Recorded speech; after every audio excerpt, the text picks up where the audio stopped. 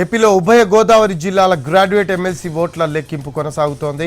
కూటమి అభ్యర్థి పేరాబత్తుల రాజశేఖరం ఆధిక్యంలో ఉన్నారు. ప్రత్యర్థి పీడీఎఫ్ అభ్యర్థి దిడ్ల వీర రాఘవులపై ఆధిక్యంలో కొనసాగుతున్నారు కూటమి అభ్యర్థి. 5వ రౌండ్ పూర్తయ్యేసరికి 1,27,907 ఓట్లు చెల్లుబాటయ్యాయి. 12,093 ఓట్లు చెల్లని ఓట్లు పోలయ్యాయి.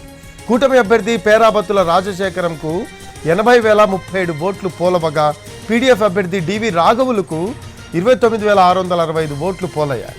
పేరాబత్తుల రాజశేఖరం ప్రత్యర్థి రాఘవుల మధ్య 50,372 ఓట్ల వ్యత్యాసం ఉండడంతో దాదాపు కూటమి అభ్యర్థి గెలుపు ఖాయం కానుంది. ప్రస్తుతం 6వ రౌండ్ ఓట్ల లెక్కింపు కొనసాగుతోంది. 8వ రౌండ్లో అభ్యర్థి విజయం ఖాయం కానుంది.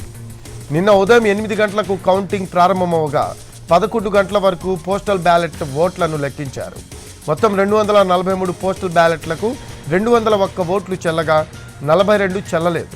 ఆ తర్వాత జనరల్ బ్యాలెట్ ఓట్లలో చెల్లుబాటయ్యేవి కానివి విడదీశారు. బ్యాలెట్లను కట్టలు కట్టేందుకు 12 గంటల సమయం పట్టింది. ఉభయ గోదావరి జిల్లాల గ్రాడ్యుయేట్ ఎమ్మెల్సీ ఎన్నికల్లో మొత్తంగా 2,18,902 ఓట్లు పోలవగా మొత్తం 8 రౌండ్లలో ఫలితాలు వెలువడనున్నాయి.